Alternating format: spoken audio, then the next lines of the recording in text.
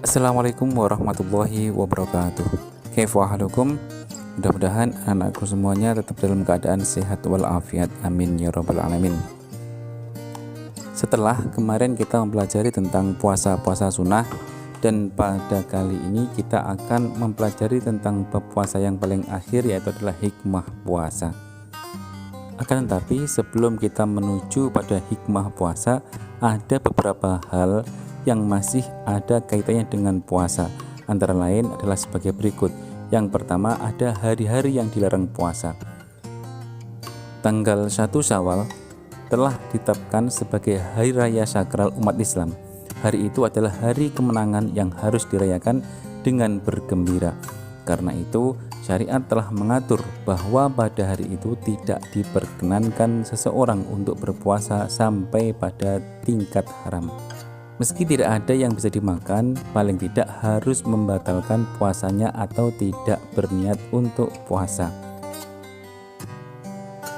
Selanjutnya ada Hari Raya Idul Adha. Tanggal 10 Zulhijjah adalah hari raya kedua bagi umat Islam. Hari itu diharamkan untuk berpuasa dan umat Islam disunahkan untuk menyembelih hewan kurban dan membagikannya kepada fakir miskin dan kerabat serta keluarga, agar semuanya bisa ikut merasakan kegembiraan dengan menyantap hewan kurban itu dan merayakan hari besar Islam. Intinya, pada dua hari raya ini itu adalah harinya Allah menjamu makhluknya. Maka dari itu diharamkan puasa pada dua hari raya ini. Selanjutnya ada hari tasyrik. Hari tasyrik adalah tanggal 11, 12, dan 13 bulan Zulhijjah. Pada 3 hari itu umat Islam masih dalam suasana perayaan Hari Raya Idul Adha, sehingga masih diharamkan untuk berpuasa. Pada 3 hari itu masih dibolehkan untuk menyembelih hewan kurban sebagai ibadah yang disunahkan sejak zaman Nabi Ibrahim alaihissalam. Dan pada tanggal ini umat Islam yang sedang melaksanakan ibadah haji sedang melaksanakan rukun haji, yaitu lempar jumroh. Selanjutnya ada puasa pada hari Syak. Hari Syak adalah tanggal 30 Sya'ban. Bila orang-orang ragu tentang awal bulan Ramadan karena hilal atau bulan tidak terlihat, saat itu tidak ada kejelasan apakah sudah masuk bulan Ramadan atau belum. Ketidakjelasan disebut syak atau keraguan-raguan, dan secara syariat umat Islam dilarang berpuasa pada hari itu. Selanjutnya ada puasa selamanya atau disebut puasa dahri. Diharamkan bagi seorang untuk berpuasa terus-menerus setiap hari, meski dia sanggup untuk mengerjakannya karena memang tubuhnya kuat, tapi secara syariat puasa seperti itu dilarang oleh Islam. Bagi mereka yang ingin banyak puasa, Rasulullah SAW menyarankan untuk berpuasa Daud, yaitu sehari puasa dan sehari tidak, seperti yang dicontohkan oleh Nabi kita Daud alaihissalam. Selanjutnya ada puasa khusus hari Jumat. Dalam syariat Islam, puasa yang diniatkan khusus hari Jumat tidak diperbolehkan kecuali sebelum dan sesudahnya juga berpuasa. Akan tapi banyak amalan-amalan sunnah lain yang bisa dilaksanakan pada hari Jumat. Selanjutnya ada orang yang mendapatkan keringanan untuk tidak puasa.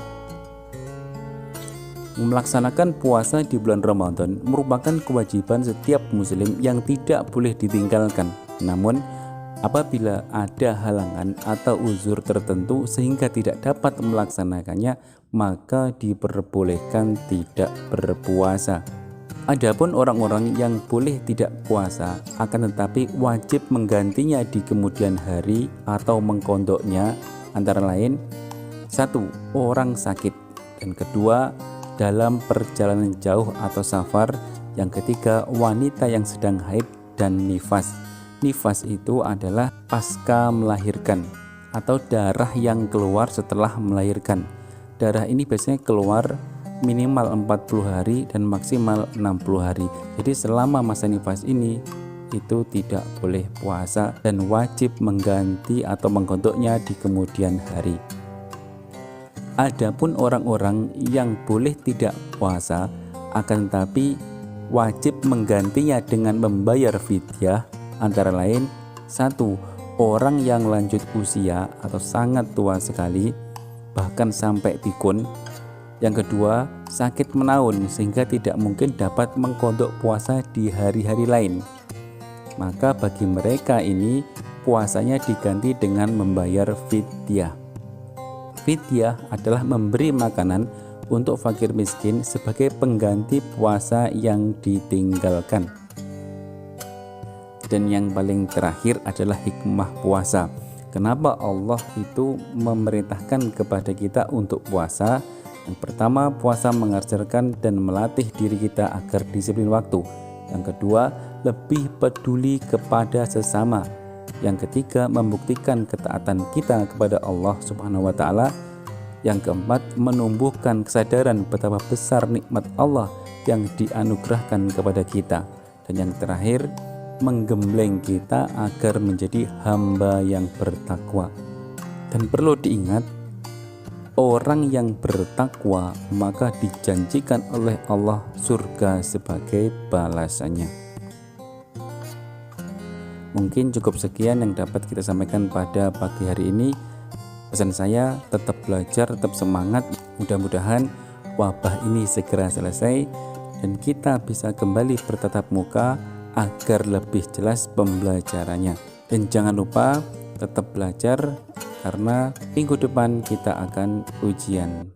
Dan mari kita akhiri pelajaran kita pada siang ini dengan mengucap hamdalah.